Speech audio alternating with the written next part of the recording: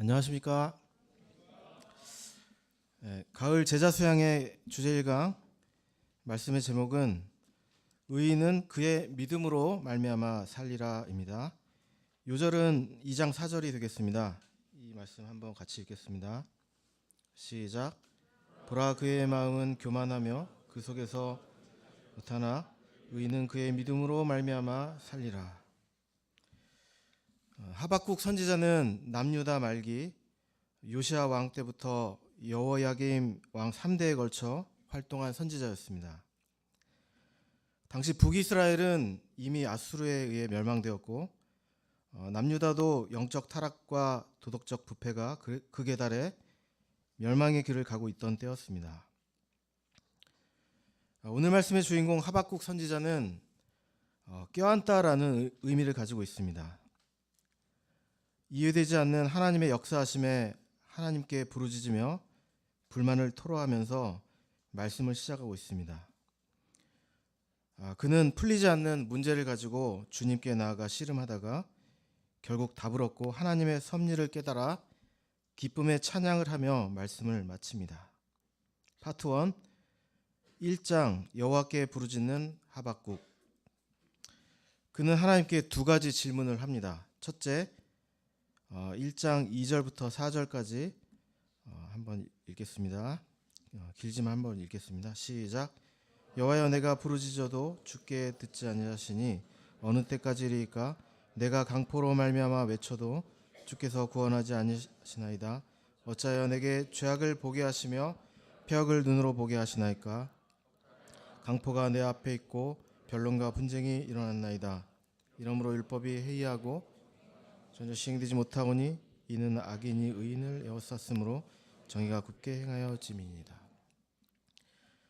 하박국과 동시대에 활동했던 예레미야 선지자의 글에 보면 그 당시에 어떤 일이 있었는지, 어떤 일로 인해 이 선지자가 이렇게 부르짖고 있는지 알 수 있습니다.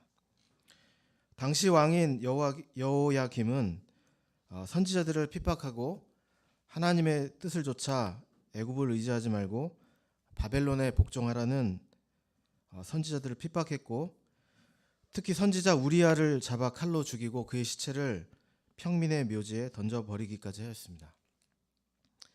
그는 자기 왕궁을 증축하고 화려하게 꾸미기 위해 불의를 행하고 애굽의 조공을 바치기 위해 백성을 쥐어짜 세금을 부과하고 품삯을 지급하지 않고 자기 마음대로 백성들을 부렸습니다. 값비싼 레바논 백향목으로 크고 웅장한 건물을 지어 자신을 과시하고자 했습니다. 정의와 공의를 실현하는 데는 관심이 전혀 없었습니다.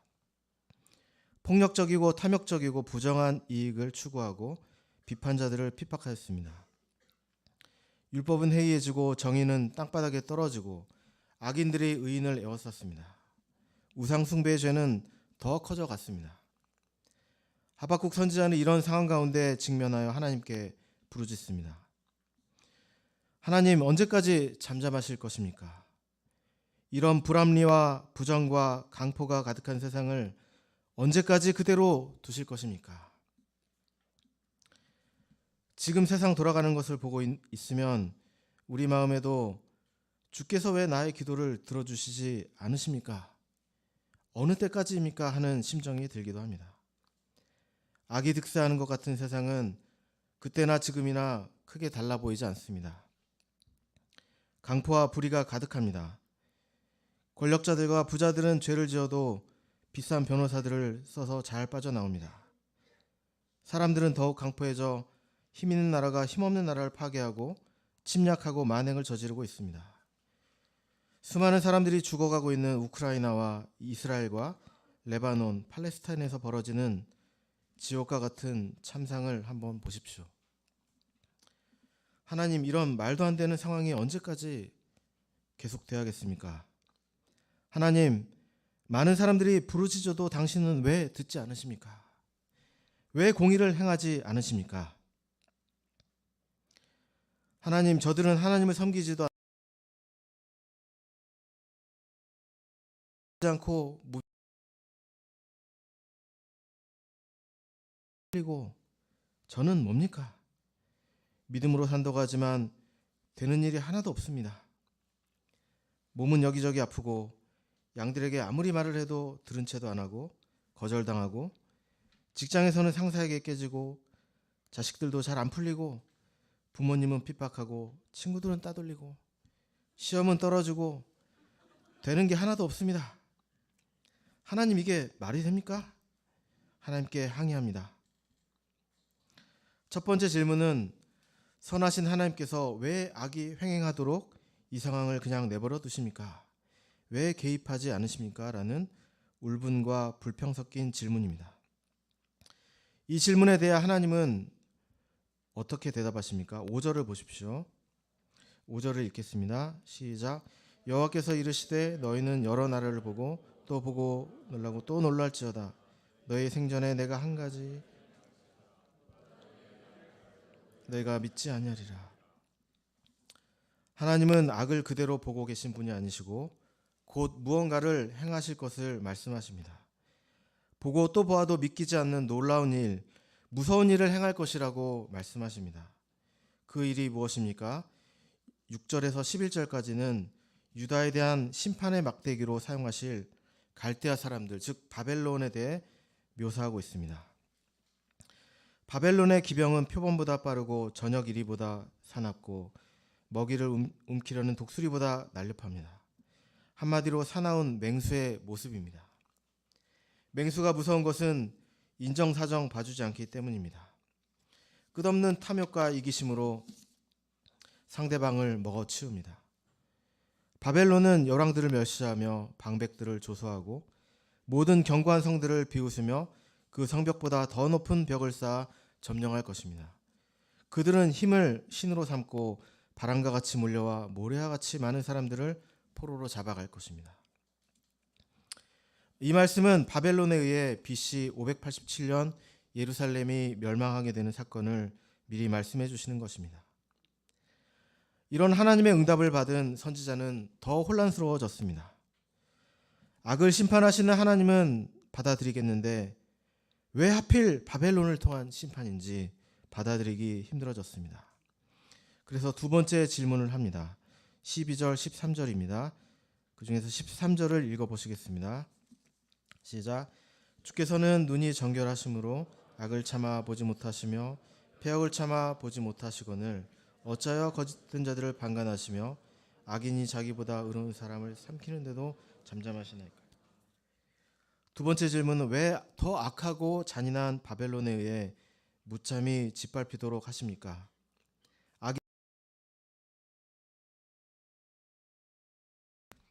선지자는 하나님의 답을 듣고 더 황망해하며 두려움에 떨 수밖에 없었습니다. 파트 2, 2장 의인은 그의 믿음으로 말미암아 살리라. 2장 1절을 보십시오. 내가 내 파수하는 곳에 서며 성루에 서리라. 그가 내게 무엇이라 말씀하실는지 기다리고 바라보며 나의 질문에 대하여 어떻게 대답하실는지 보리라. 선지자는 자신의 마음을 가다듬었습니다. 그리고 하나님께서 어떤 답을 주실지 조용히 기다렸습니다. 2절을 보십시오. 2절 말씀을 읽겠습니다. 시작. 여호와께서 내게 대답하여 이르시되 너는 이 묵시를 기록하여 판에 명백히 새기되 달려가면서도 읽을 수 있게 하라. 하나님은 하박국에 알려주십니다. 그리고 분명히 기록해서 판에 명백히 새기고 달려가면서도 읽을 수 있게 하라고 하였습니다. 그것은 반드시 묵시가 이루어지게 하실 것이라는 하나님의 의지가 담겨 있습니다. 3절 말씀도 한번 읽어보겠습니다. 시작. 이 묵시는 정한 때가 있나니 그 종말이 속히 이르겠고 결코 거짓되지 아니하리라. 비록 더딜지라도 기다리라. 지체되지 않고 반드시 응하리라. 선지자가 기다렸을 때 하나님은 종말에 대해 말씀해 주십니다. 하나님은 악을 절대로 방관하시지 않습니다. 결국에 의로운 공의의 심판을 하실 것입니다. 종말의 때에 의인과 악인이 하나님의 엄의한 기준에 의해 구별되며 그에 따라 심판을 받을 것입니다. 종말이 오면 하박국을 부르짖게 만들었던 악한 유대 권력자들, 잔인하고 강포한 바벨론, 또한 하박국 자신도 하나님의 엄미한 심판대 앞에 서야 할 것입니다. 그 두려운 심판대 앞에 선다는 하는 논쟁은 더 이상 불필요합니다. 하나님께서 어떻게 판정하시느냐가 중요합니다. 종말이 다가온다는 것을 인지하게 되었을 때 하박국의 오해와 달리 하나님은 악을 방관하시는 게 아니라 인내하시고 많은 사람에게 구원의 기회를 주시는 긍휼과 자비의 하나님이셨음을 깨닫게 되었습니다. 하나님은 종말을 향해 더디지만 천천히 역사의 수레바퀴를 돌리고 계셨습니다. 4절을 보십시오. 우리 요절이기 때문에 다시 한번 읽어보겠습니다. 시작. 보라, 그의 마음은 교만하며 그 속에서 정직하지 못하나 의인은 그의 믿음으로 말미암아 살리라. 하나님의 응답은 믿음이었습니다. 종말과 하나님의 엄미한 심판으로부터 건진받는 길은 믿음입니다. 모든 사람이 죄를 범했고 하나님의 영광에 이르지 못하며 모두 심판 아래 있게 되었습니다. 하나님의 택함 받았지만 그 은혜를 저버리고 우상을 택한 유대인들, 율법 없이 살며 잔인하고도 강포한 바벨론, 선지자 자신도 다 하나님의 기준으로 볼 때는 살아남을 수 없습니다. 그래서 하나님은 당신의 사랑과 섭리와 주권과 전능하심과 선하심, 공의로우심을 믿는 그 믿음으로 살 수 있는 길을 열어주셨습니다. 의인은 그의 믿음으로 말미암아 살리라. 하박국 선지자는 하나님이 불합리한 시대 문제를 해결해 주실 것을 원했습니다. 그러나 하나님은 문제 해결을 하나님께 맡기고 하박국 자신은 변치 않는 믿음으로 살아야 함을 말씀하십니다. 바벨론을 비롯한 세상 세력은 근본적으로 교만하고 정직하지 못하고 믿음으로 사는 의인들에게 고통을 안겨줍니다. 그러나 이런 것과 관계없이 의인은 믿음으로 살라는 것입니다. 우리가 믿을 대상은 오직 하나님 한 분이시라는 것입니다. 하나님은 택한 백성을 지극히 사랑하시기 때문에 죄가 가득할 때 징계를 통해 회개케 하심으로 다시금 하나님의 영광을 드러내는 제사장나라 거룩한 백성으로 키우고자 하십니다. 우리는 어느 때나 이 하나님에 대한 절대적인 믿음을 가져야 합니다. 현재 우리는 그 어느 때보다도 불안하고 두려운 시대를 살아가고 있습니다. 시시각각으로 불거져 나오는 소식들은 우리에게 절망과 불안을 안겨줍니다. 이런 시대에 어떻게 살아야 합니까? 어디에도 의지할 곳이 없습니다. 오직 구원의 하나님을 믿는 믿음이 우리의 유일한 길입니다. 그의 믿음이란 그가 가진 개인 신앙을 의미합니다. 믿음은 누가 대신 믿어줄 수 없습니다. 나의 믿음이 나에게 구원을 주고 나에게 역사하는 힘이 됩니다. 하나님은 그동안 여러 사건을 통해 우리에게 믿음을 가르쳐 주시고 믿음을 체험케 하셨습니다. 그래서 이 불의한 세상에서 의인의 삶을 살도록 은혜를 베풀어 주셨습니다. 그러나 현재 우리의 모습은 어떠합니까? 오직 믿음으로 믿음에 의해 살고 있습니까? 우리도 어느덧 시대가 주는 영향을 받고 문제 해결에 급급하고 잘 풀리지 않는 문제를 만나면 하나님께 원망과 불평을 할 때가 많습니다. 이 시간 우리는 잠잠히 하나님 앞에서 나 자신을 점검하고 믿음으로 살고 있는지 살펴봐야겠습니다. 의인은 그의 믿음으로 말미암아 살리라. 이 말씀은 갑자기 나온 말씀이 아닙니다. 창세기부터 시작된 성경 전체의 주제입니다. 창세기 15장에서 아브라함은 조카 롯을 구하기 위해 전쟁에 참전하게 되었습니다. 아브라함은 그 수하에 있던 318명을 데리고 4개국 연합군을 물리치고 롯 구출 작전에서 기적의 승리를 이룬 후 큰 두려움과 손해의식에 빠지게 되었습니다. 그들은 재정비에서 다시 보복하고자 했을 것이고 자신에게는 아직도 자식 하나 없었습니다. 그때 하나님은 두려워하던 아브라함을 이끌고 밖에 나가서 하늘을 우러러 무뼈를 세라고 하십니다. 내 자손이 이와 같으리라. 아브라함은 이 여호와를 단순히 믿었고 이것이 그의 의가 되었습니다. 세상이 점점 흉흉해지고 곳곳에 전쟁 소식을 들을 때 과연 종말이 다가오는 것인가 근심이 들기도 합니다. 그런데 실제로 종말은 다가올 것입니다. 그때는 아무도 모르지만 우리는 그때까지 믿음을 지키고 믿음을 전파하며 믿음을 가르치는 믿음의 사람이 되도록 자신을 훈련하고 말씀을 마음판에 새기고 달려가야겠습니다. 하나님께서 각자에게 주신 환경 가운데 믿음의 사명을 감당하며 감사함으로 그 길을 달려갈 수 있길 기도합니다.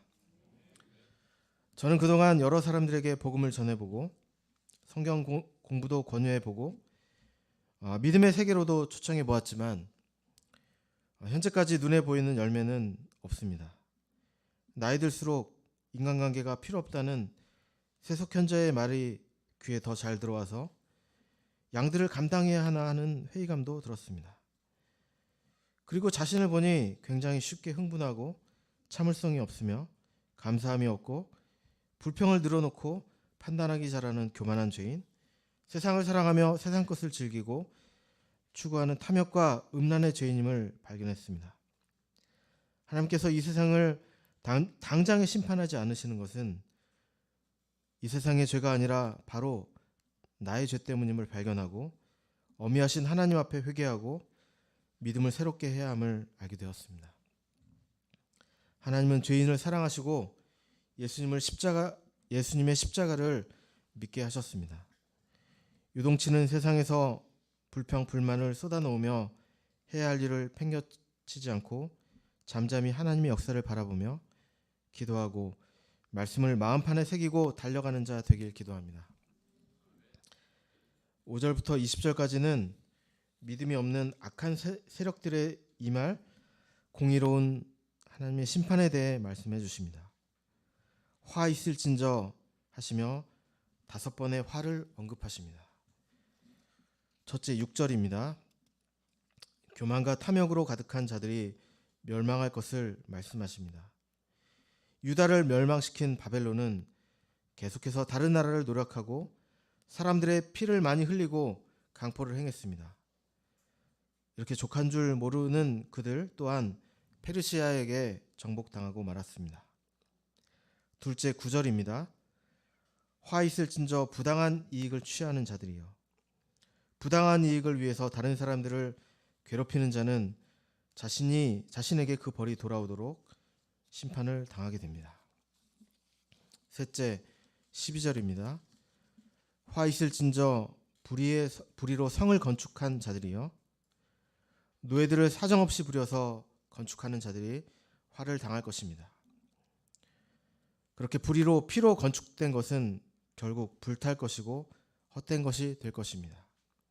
넷째 15절입니다. 남을 술 취하게 만들고 그 하체를 드러내어 수치를 당하게 하는 자들, 그들이 자기 유익을 위해 짐승과 사람들을 마구 다루던 죄악은 결국 그들에게 돌아갈 것입니다. 다섯째 19절입니다. 화 있을진저 우상 숭배자들이요. 우상을 섬기던 그들, 새긴 우상, 금속을 부어 만든 우상, 나무와 돌을 섬기는 어리석은 우상 숭배자들은 다 멸망할 것입니다. 하나님은 당신의 때에 공의로운 심판으로 악인들의 악행을 모조리 심판하실 것입니다. 그리고 14절을 보십시오. 14절을 읽어보겠습니다. 시작.